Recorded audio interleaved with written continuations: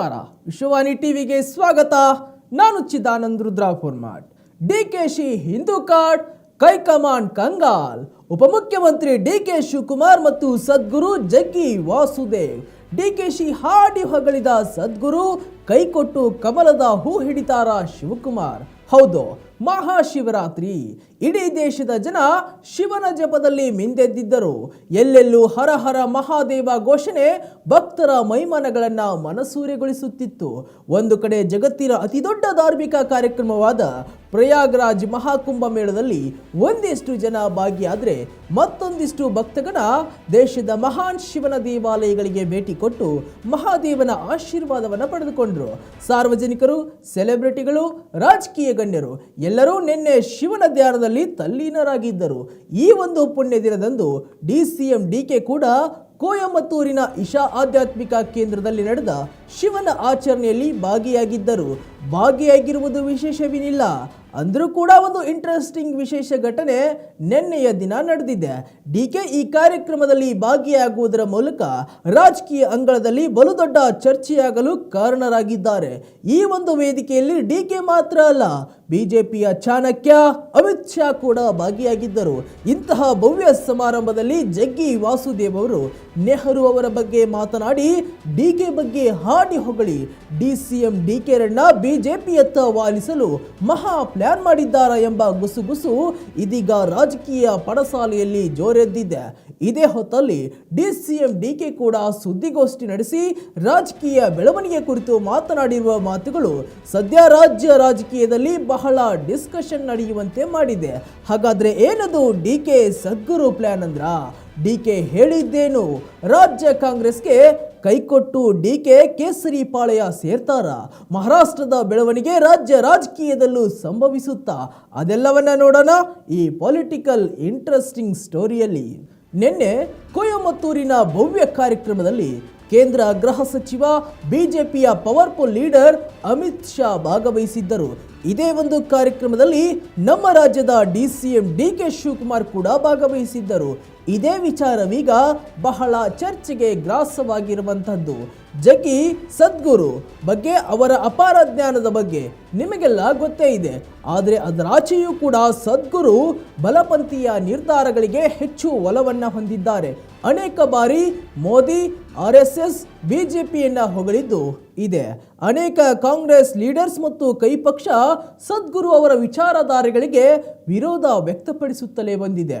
ಹೀಗಿರುವಾಗ ರಾಜ್ಯ ಮಾತ್ರ ಅಲ್ಲ, ರಾಷ್ಟ್ರ ಮಟ್ಟದಲ್ಲೂ ಪ್ರಭಾವಿ ಕಾಂಗ್ರೆಸ್ ನಾಯಕರಾಗಿರುವ ಡಿಸಿಎಂ ಡಿಕೆ ಸದ್ಗುರು ಅವರು ಆಹ್ವಾನಿಸಿರುವ ಕಾರ್ಯಕ್ರಮದಲ್ಲಿ ಭಾಗವಹಿಸಿದ್ದು ಬಹಳ ಕುತೂಹಲ ಹೆಚ್ಚಾಗುವಂತೆ ಮಾಡಿದೆ.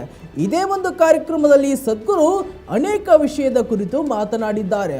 ಅದರಲ್ಲೂ ಮಾಜಿ ಪ್ರಧಾನಿ, ಕಾಂಗ್ರೆಸ್ ಪಕ್ಷದ ನೇತಾರ ಪಂಡಿತ್ ಜವಾಹರ್ಲಾಲ್ ನೆಹರು ಅವರ ನಿಲುವಿನ ಬಗ್ಗೆಯೂ ವಿರೋಧಿಸುವ ಮಾತುಗಳನ್ನಾಡಿದ್ದಾರೆ. ಇದರಲ್ಲೇ ಗೊತ್ತಾಗುತ್ತೆ ಸದ್ಗುರು ಅವರು ಯಾರ ಕಡೆ ಹೆಚ್ಚು ಒಲವಿದೆ ಎಂದು. ವಿಷಯ ಹೀಗಿರುವಾಗ ಡಿಸಿಎಂ ಡಿಕೆ ಭಾಗಿಯಾಗಿ ಸದ್ಗುರು ಅವರ ಚಿಂತನೆಗಳಿಗೆ ಗೋನು ಅಲ್ಲಾಡಿಸಿದ್ದು ಯಾಕೋ ಎಲ್ಲೋ ಏನೋ ಮಿಸ್ ಹೊಡಿತಿದೆ ಎಂದು ಗೊತ್ತಾಗುತ್ತಿದೆ. ನೀವು ಕೂಡ ಇನ್ನೂ ಸ್ವಲ್ಪ ಕನ್ಫ್ಯೂಷನ್ ಅಲ್ಲಿ ಇರಬಹುದು. ಮುಂದಿನ ಸ್ಟೋರಿ ಕೇಳಿ ನಿಮಗೊಂದು ಕ್ಲಾರಿಟಿ ಸಿಗುತ್ತೆ. ರಾಜ್ಯ ಕಾಂಗ್ರೆಸ್ ಪಾಳೆಯದಲ್ಲಿ ಅಧಿಕಾರ ಗುದ್ದಾಟ ಹೇಗಿದೆ ಎಂಬುದು ಜಗಜ್ಜಾಹೀರು. ಒಂದು ಕಡೆ ಡಿಕೆ ಕೆಪಿಸಿಸಿ ಅಧ್ಯಕ್ಷ ಪಟ್ಟ ಅಲುಗಾಡುತ್ತಿದ್ರೆ ಅತ್ತ ಸಿಎಂ ಆಸೆ ಏನಾಗುತ್ತೆ ಎಂಬ ಡವಡವ ಬಂಡೆಗೆ ಕಾಡುತ್ತಿದೆ. ಹಾಗಾಗಿ ಡಿಕೆ ಫುಲ್ ಅಲರ್ಟ್ ಆಗಿದ್ದಾರೆ. ಡಿಕೆ ಕೊಯಮತ್ತೂರಿಗೆ ತೆರಳುವ ಮುನ್ನ ಸುದ್ದಿಗೋಷ್ಠಿಯೊಂದನ್ನು ನಡೆಸಿದ್ದರು. ಈ ಒಂದು ಮಹತ್ವದ ಸುದ್ದಿಗೋಷ್ಠಿಯಲ್ಲಿ ಸುದೀರ್ಘ ಕಾಲ ರಾಜ್ಯ ರಾಜಕೀಯ ವಿಷಯಗಳ ಕುರಿತು ಮಾತನಾಡಿದ್ದರು. ಪಕ್ಷದಲ್ಲಿ ತಮ್ಮನ್ನ ವಿರೋಧಿಸುವವರಿಗೆ ಖಡಕ್ ಸಂದೇಶ ರವಾನಿಸಿದ್ದರು. ಮುಂದಿನ ಚುನಾವಣೆ ತನಕ ರಾಜ್ಯ ಕೆಪಿಸಿಸಿ ಸಾರಥಿ ನಾನೇ ಎಂದು ಕಡ್ಡಿ ತುಂಡಾದಂತೆ ಹೇಳಿದ್ದಾರೆ. ಮತ್ತು ಮುಂದಿನ ಚುನಾವಣೆಯು ಕೂಡ ನನ್ನ ನೇತೃತ್ವದಲ್ಲೇ ಎನ್ನುವ ಮೂಲಕ ವಿರೋಧಿ ಗ್ಯಾಂಗ್ಗೆ ಕೌಂಟರ್ ಕೊಟ್ಟಿದ್ದರು. ಡಿಕೆ ಇಷ್ಟು ಗಟ್ಟಿಯಾಗಿ ಈ ಮಾತು ಹೇಳಿರುವ ಹಿಂದೆ ಯಾವ ಶಕ್ತಿ ಅಡಗಿದೋ ಎನ್ನುವ ಪ್ರಶ್ನೆ ಕೂಡ ಎದ್ದಿದೆ. ಯಾಕೆಂದ್ರೆ ಇಂತಹ ಸ್ಪಷ್ಟ ಮಾತುಗಳನ್ನ ಡಿಕೆ ಯಾವತ್ತೂ ಮಾತನಾಡಿರಲಿಲ್ಲ. ಅಡ್ಡಗೋಡೆ ಮೇಲೆ ದೀಪವಿಡುವ ಕೆಲಸ ಮಾಡಿದ್ದರು. ಆದ್ರೆ ಇದೀಗ ಓಪನ್ ಆಗಿಯೇ ಹೇಳಿರುವುದು ಅಚ್ಚರಿಗೆ ಕಾರಣವಾಗಿದೆ. ಕಳೆದ ವಾರ ಕೆಸಿ ವೇಣುಗೋಪಾಲ್ ಭೇಟಿ ನಂತರ ಕೆಸಿವೇ ಆ ಒಂದು ಭರವಸೆಯ ಮಾತಿನಿಂದ ಡಿಕೆ ಈ ರೀತಿ ಹೇಳಿದ್ದಾರೆ ಎಂದು ಹೇಳಲಾಗುತ್ತಿದೆ. ಯಾಕೆಂದ್ರೆ ಪದೇ ಪದೇ ರಾಜ್ಯದಲ್ಲಿ ಬದಲಾವಣೆಯ ಗಾಳಿ ಬೀಸಿದೆ. ಇದರಿಂದ ಡಿಕೆ ವರ್ಚಸ್ಸಿಗೆ ಮತ್ತು ನಾಯಕತ್ವಕ್ಕೆ ಪೆಟ್ಟು ಬೀಳುತ್ತೆ ಎಂದು ಮನಗಂಡಿದ್ದಾರೆ ಡಿಕೆ. ಇದೇ ಕಾರಣದಿಂದ ಹೈಕಮಾಂಡ್ ನಾಯಕರಿಗೆ ನನ್ನನ್ನು ಬದಲಾಯಿಸಲು ಪ್ರಯತ್ನ ಪಟ್ಟರೆ ಮುಂದೆ ಕಾಂಗ್ರೆಸ್ ಪಾಳೆಯದಲ್ಲಿ ಸರಿ ಇರುವುದಿಲ್ಲ ಎಂಬ ಸಂದೇಶವನ್ನ ರವಾನಿಸಿದ್ದಾರೆ. ಮತ್ತು ಡಿಕೆ ರಾಜ್ಯದಲ್ಲಷ್ಟೇ ಅಲ್ಲ, ಕಾಂಗ್ರೆಸ್ ಪಕ್ಷದಲ್ಲಿ ಡಿಕೆ ನಾಯಕತ್ವ ಅದೆಷ್ಟು ಮುಖ್ಯ ಎಂಬುದು ಕೂಡ ಹೈಕಮಾಂಡ್ಗೆ ಅರಿವಾದಂತೆ ಕಾಣುತ್ತಿದೆ. ಹೀಗೆ ಮಾತನಾಡುತ್ತಾ ಕಾಂಗ್ರೆಸ್ ಜಗಳದ ವಿಷಯ ಕುರಿತು ಮಾತನಾಡಿ ಪದೇ ಪದೇ ದಲಿತ ಸಚಿವರ ಸಭೆಗಳು ಕಾಂಗ್ರೆಸ್ ಗೊಂದಲಕ್ಕೆ ಕಾರಣ ಎಂದು ಹೇಳುವ ಮೂಲಕ ಪರಮೇಶ್ವರ್ ಸೇರಿದಂತೆ ಇತರರಿಗೆ ಟಕ್ಕರ್ ಕೊಟ್ಟಿದ್ದಾರೆ. ನನ್ನನ್ನು ಅಧ್ಯಕ್ಷನನ್ನಾಗಿ ಮಾಡಿದ್ರೂ ಮನೆಯಲ್ಲಿ ಕೂರಲು ಅಲ್ಲ ಎಂಬ ಮಾತನ್ನ ಹೇಳಿದ್ದಾರೆ. ಇಂತಹ ಹೇಳಿಕೆ ಮೂಲಕ ಡಿಕೆ ಯಾವುದೇ ಕಾರಣಕ್ಕೂ ಕೆಪಿಸಿಸಿ ಪಟ್ಟವನ್ನ ಬಿಟ್ಟು ಕೊಡುವುದಿಲ್ಲ ಎಂಬ ಸಂದೇಶವನ್ನ ನೇರವಾಗಿ ಹೇಳಿದ್ದಾರೆ. ಈ ಒಂದು ಹೇಳಿಕೆ ಮೂಲಕ ಡಿಕೆ ಕಾಂಗ್ರೆಸ್ ಹೈಕಮಾಂಡ್ ನಾಯಕರಿಗೂ ಬೆದರಿಕೆಯ ತಂತ್ರವನ್ನ ಹಾಕುತ್ತಿದ್ದಾರೆ. ಡಿಕೆ ಮಾತಿನಿಂದ ಹೈಕಮಾಂಡ್ ಕೂಡ ಅಂಜಿದೆ ಎಂದು ಗೊತ್ತಾಗುತ್ತಿದೆ. ಇಲ್ಲಿ ಇದೀಗ ಮತ್ತೊಂದು ಚರ್ಚೆಯ ವಿಷಯವೇನೆಂದ್ರೆ ಅದು ಡಿಕೆ ಬಿಜೆಪಿ ಸೇರುತ್ತಾರೆ ಎಂಬುದು. ಅದಕ್ಕೆ ಪುಷ್ಟಿ ನೀಡುವಂತೆ ಡಿಕೆ ಕೂಡ ಬಿಜೆಪಿಯ ಹೆಚ್ಚು ಒಲವನ್ನ ಹೊಂದಿರುವ ವಿಷಯಗಳ ಕುರಿತು ಪದೇ ಪದೇ ಮಾತನಾಡುತ್ತಿದ್ದಾರೆ. ರಾಷ್ಟ್ರೀಯ ಕಾಂಗ್ರೆಸ್ ಅಧ್ಯಕ್ಷ ಕುಂಭಮೇಳದ ಕುರಿತು ಲೇವಡಿ ಮಾಡಿದ್ದರು. ಆದರೆ ಇದಕ್ಕೆ ಡಿಕೆ ತಲೆಕೆಡಿಸಿಕೊಳ್ಳದೆ ಕುಂಭಮೇಳಕ್ಕೆ ಹೋಗಿ ಪುಣ್ಯ ಸ್ನಾನ ಮಾಡಿ ಬಂದಿದ್ರು. ಇವರಷ್ಟೇ ಅಲ್ಲ, ಅನೇಕ ಕಾಂಗ್ರೆಸ್ ಲೀಡರ್ಸ್ ತ್ರಿವೇಣಿ ಸಂಗಮದಲ್ಲಿ ಮಿಂದೆದ್ದು ಬಂದಿದ್ದರು. ಮತ್ತು ನಿನ್ನೆ ಕೂಡ ಡಿಕೆ ಕುಂಭಮೇಳದ ವ್ಯವಸ್ಥೆ ಬಗ್ಗೆ ಹಾಡಿ ಹೊಗಳಿದ್ದರು, ಅಲ್ಲಿನ ವ್ಯವಸ್ಥೆಯ ಬಗ್ಗೆ ಕೊಂಡಾಡಿದ್ದರು. ಹೀಗೆ ಹಿಂದೂ ಧರ್ಮ ಮತ್ತು ಬಿಜೆಪಿ ವ್ಯವಸ್ಥೆಯ ಬಗ್ಗೆ ಹೊಗಳುತ್ತಿರುವ ಡಿಕೆ ನಿನ್ನೆ ಕೊಯಮತ್ತೂರಿನ ಕಾರ್ಯಕ್ರಮದಲ್ಲೂ ಭಾಗಿಯಾಗಿದ್ದರು. ಅದೇ ವೇದಿಕೆಯಲ್ಲಿ ಅಮಿತ್ ಶಾ ಕೂಡ ಇದ್ದರು. ಅಮಿತ್ ಶಾ ಪಕ್ಕದಲ್ಲಿಯೇ ಕೂತು ವೇದಿಕೆ ಹಂಚಿಕೊಂಡಿದ್ದರು, ಜೊತೆಯಾಗಿ ಹೆಜ್ಜೆ ಹಾಕಿದ್ದರು. ಈ ಹಿಂದೆ ಸದ್ಗುರು ರಾಹುಲ್ ಗಾಂಧಿ ಯಾರು, ಅವರು ಯಾರೆಂದೇ ಗೊತ್ತಿಲ್ಲ ಎಂಬ ಹೇಳಿಕೆಗಳನ್ನು ಕೊಟ್ಟಿದ್ದರು. ಇದೀಗ ಇದೊಂದು ಧಾರ್ಮಿಕ ಕಾರ್ಯಕ್ರಮವಾದರೂ ಕೂಡ ಸದ್ಗುರು ಜೊತೆ ಕಾಂಗ್ರೆಸ್ ಲೀಡರ್ಸ್ ವೇದಿಕೆ ಹಂಚಿಕೊಳ್ಳುವುದು ವಿರಳ. ಡಿಕೆ ಭಾಗಿಯಾಗಿದ್ದು ಕೂಡ ಎಐಸಿಸಿ ಮಟ್ಟದಲ್ಲಿ ವಿರೋಧ ವ್ಯಕ್ತವಾಗುತ್ತಿದೆ. ಎಐಸಿಸಿ ಕಾರ್ಯದರ್ಶಿಯಾದ PV ಮೋಹನ್ ಕೂಡ ಡಿಕೆ ಭಾಗಿಯಾಗಿದ್ದಾರೆ ಎಂಬ ಬಗ್ಗೆ ಆಕ್ಷೇಪವನ್ನು ವ್ಯಕ್ತಪಡಿಸಿದ್ದಾರೆ.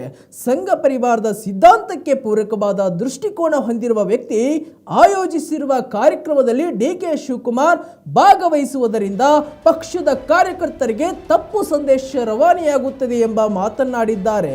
ಹೀಗೆಲ್ಲ ಇದ್ದರೂ ಡಿಕೆ ಭಾಗವಹಿಸಿದ್ದೇಕೆ ಎಂಬ ಚರ್ಚೆ ಇದೀಗ ಶುರುವಾಗಿದೆ. ಒಟ್ಟಾರೆಯಾಗಿ ನೋಡುವುದಾದ್ರೆ ಸದ್ಗುರು ಮತ್ತು ಡಿಕೆ ಶಿವಕುಮಾರ್ ಸುದ್ದಿಗೋಷ್ಠಿಯ ಮಾತುಗಳು ಎರಡನ್ನ ನೋಡಿದ್ರೆ ಡಿಕೆಶಿ ಬಿಜೆಪಿ ಸಿದ್ಧಾಂತಕ್ಕೆ ಹತ್ತಿರವಾಗುತ್ತಿದ್ದಾರಾ ಎಂಬ ಅನುಮಾನ ಮೂಡುತ್ತಿದೆ. ಮತ್ತು ಬದಲಾವಣೆಯ ಬಗ್ಗೆ ಗಾಳಿ ಸುದ್ದಿ ಎಬ್ಬಿಸಿರುವ ಕಾಂಗ್ರೆಸ್ ಇತರ ನಾಯಕರಿಗೂ ಮತ್ತು ಹೈಕಮಾಂಡ್ಗೆ ಬೆದರಿಸುವ ಕೆಲಸ ಮಾಡುತ್ತಿದ್ದಾರೆ. ಒಂದು ವೇಳೆ ತಮ್ಮ ತಂಟೆಗೆ ಬಂದರೆ ತಮ್ಮ ತಾಕತ್ತು ಏನೆಂಬುದನ್ನು ಡಿಕೆ ತೋರಿಸಲು ಸಜ್ಜು ಎಂಬ ಸಂದೇಶವನ್ನು ರವಾನಿಸುತ್ತಿದ್ದಾರೆ. ಇಲ್ಲಿ ರಾಜ್ಯ ಬಿಜೆಪಿಯಲ್ಲಿ ಕೂಡ ಡಿಕೆಯಂತಹ ಬಲಿಷ್ಠ ನಾಯಕತ್ವ ಗುಣ ಹೊಂದಿರುವಂತಹ ಲೀಡರ್ಸ್ಗಳಿಲ್ಲ. ಹಾಗಾಗಿ ಏನಾದರೂ ಮಾಡಿ ಡಿಕೆಗೆ ಸಿಎಂ ಆಫರ್ ಕೊಟ್ಟು ಸೆಳೆದುಕೊಳ್ಳಲು ಮುಂದಾದರೂ ಅಚ್ಚರಿ ಪಡಬೇಕಾಗಿಲ್ಲ. ಇಂತಹ ವಿಷಯದಲ್ಲಿ ಚಾಣಕ್ಯ ಅಮಿತ್ ಶಾ ಎತ್ತಿದ ಕೈ. ನಿನ್ನೆ ಕಾರ್ಯಕ್ರಮದಲ್ಲೂ ಕೂಡ ಡಿಕೆ ಅಮಿತ್ ಶಾ ಜೊತೆಗೆ ಹೆಜ್ಜೆ ಹಾಕಿ ವೇದಿಕೆಯನ್ನು ಕೂಡ ಹಂಚಿಕೊಂಡಿದ್ದಾರೆ. ಇವೆಲ್ಲ ಸ್ವಲ್ಪ ಅನುಮಾನದ ಎಡೆ ಮಾಡಿಕೊಡುತ್ತಿವೆ.